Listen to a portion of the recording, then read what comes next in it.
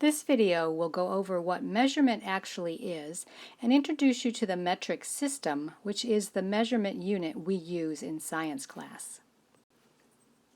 So measurement is a quantity that includes both a number and a unit.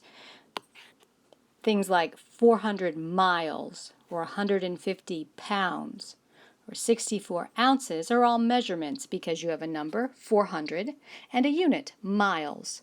The number by itself is meaningless. We don't know what it refers to. 400 what? 400 seconds, 400 feet. So you need to be sure to include units as you give me measurements this year in science. Now, the system that we use every day is known as the English or the Imperial system.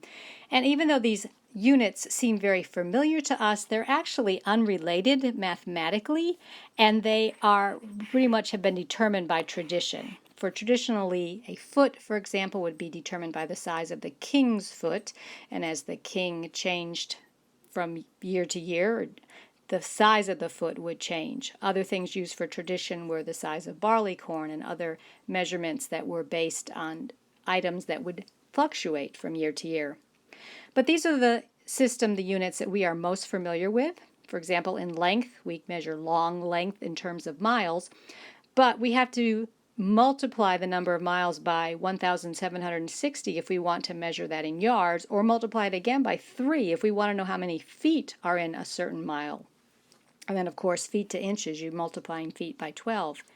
In mass, we have ton as a big measurement and ounces as a small measurement, but again, we're multiplying by different numbers to convert between one and the other. When it comes to liquid volume, we use gallon, quart, pint, cup, tablespoon. I could put teaspoons on here. And again, you see the numbers that we are multiplying by are all different. They're unrelated. In comparison, the metric system is based on multiples of 10. So there's consistency as you go from one unit to the other. You don't have to remember, oh, this time I multiply by 16 and this time we multiply by 4. It is the standard system of measurement for math and science since 1795 when it was adopted, first in France and then throughout Europe. America was busy having the American Revolution and we just didn't participate. So we're still using the English system while most of the rest of the world has moved on to the metric system. The metric system is based on a unit of length known as the meter, and that is determined geographically. It is 1/10,000,000th of the distance from the North Pole to the equator. So in order to determine the meter, they actually had to survey and figure out how far that was and then divide that distance by 10 million to get the distance of the meter. And then we have in the image, this is a picture of one of the standardized meters. It's in a museum in France that showed how big that distance was. The other units in the metric system are derived or developed from the meter. So the gram itself, a measure of mass, is the mass of 1 cubic centimeter of water. And so that's how much it weighs. If you have a cubic centimeter of water, it weighs 1 gram. And then liter, the unit we use for volume, is the volume of 1 cubic deciliter. So these different units, centimeters and deciliters, we'll get to in a minute. A handy fact to know is that 1 cubic centimeter, again, that weighs a gram, and it also equals 1 milliliter. So it kind of goes, because these are all derived from the meter, you can move from mass to volume with water, at least by measuring something in volume, you know how much the mass is. If you measure out 5 milliliters of water, you have 5 grams, because each milliliter is a cubic centimeter, and each cubic centimeter is 1 gram.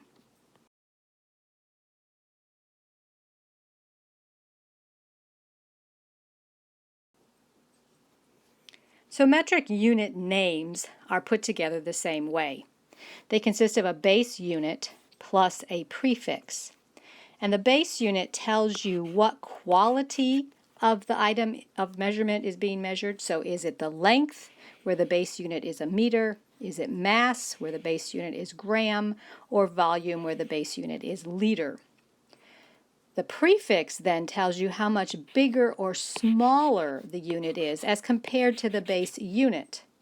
So if we have meter as our base unit, a kilometer or a kilometer is 1,000 times bigger, whereas a millimeter is 1,000 times smaller. So as you jump from one prefix to the other in order, you are increasing or decreasing by 10 times each time you change the word. So here are some common prefixes that you've heard with the metric system, I am sure. The base unit is here sitting in the middle, and so if we go, as I said, the kilometer is 1,000 times larger. That one is used more frequently than some of these ones that are in between the base unit. So even though we have hectometers, if meter is our base unit, or decameters, really kilometer is more familiar. We just don't use all of these units. And then if you go the other way, ones that you've probably heard of are milli, again thinking millimeter or milliliter. Centimeter will be something you've seen on your rulers. We have micro as a prefix and nano going very, very small. And if we go very, very large, the largest one on here is giga, which you probably have heard in reference to your computer. So if you look at the rest of this chart over here to the far right, we see the order of magnitude. And so the base is at a 10 to the 0 power. It is sort of, where we're starting with it is equal to 1. And then kilo is 1,000 times bigger, so it's 10 to the 3. Mega is 1,000 times bigger than kilo, so it's 10 to the 6th. Giga 1,000 times bigger than mega, so 10 to the 9th.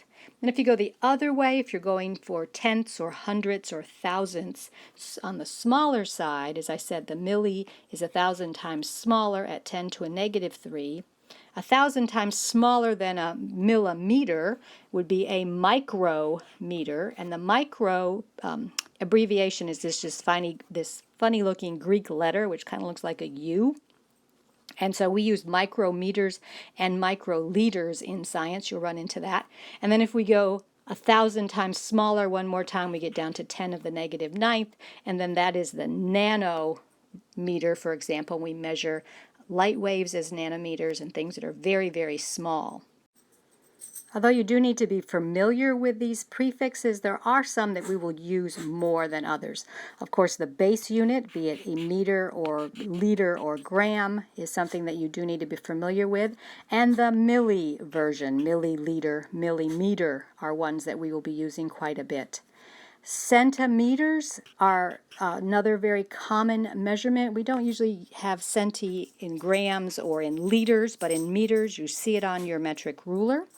Then in the sciences, if we're talking about the size of objects that are microscopic or smaller than that, the micro and the nano prefixes are other ones that you need to be familiar with. And then moving up, of course, kilo as 1,000 times bigger than the base. So of these prefixes, there are just the group of them that are all nicely set up 3 orders of magnitude apart.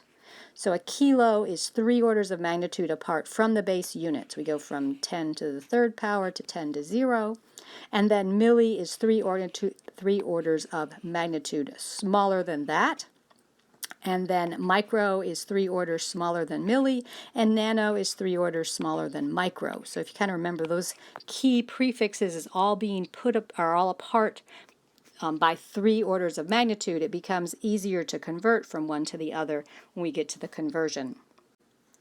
The metric system is part of the International System of Units, or the SI units, that are the base units that we use throughout science. And the first 5, length for meter, mass, kilogram, temperature in the Kelvin degrees, which doesn't have any negative numbers, and we'll get more involved with that as we move forward into chemistry. Time measured in seconds, and then the amount of a substance measured in moles, which again will be a new concept for you, but we'll cover that along with some more physics-related base units. All other units are actually derived from these 7 base units, and so this kind of forms the standardization so that everything is the same from one scientist to another, from one country to another.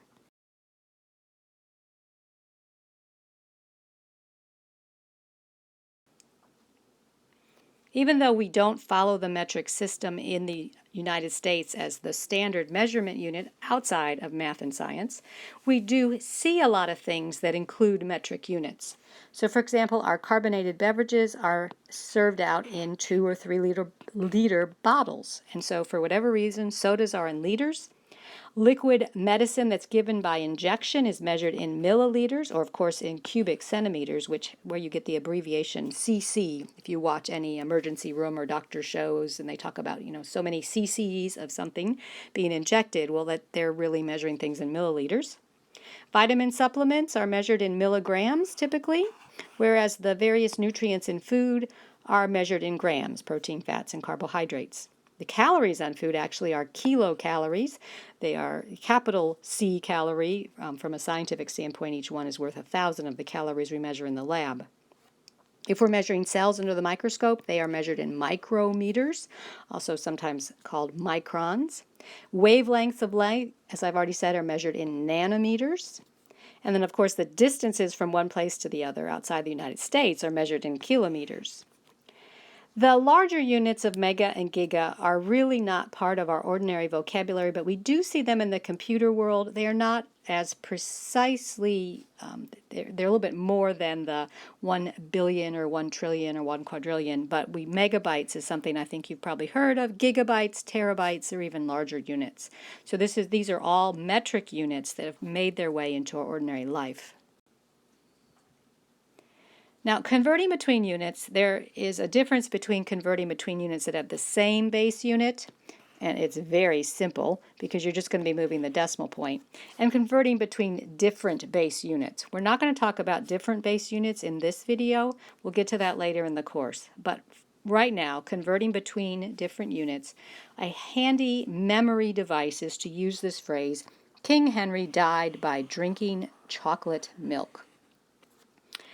And so each of the first letters of that phrase refers to the prefixes that fall between kilo and milli. So king is kilo, H, it should be hecto. Look at that, it's not hector. I think it was autocorrect. There should be no R on this.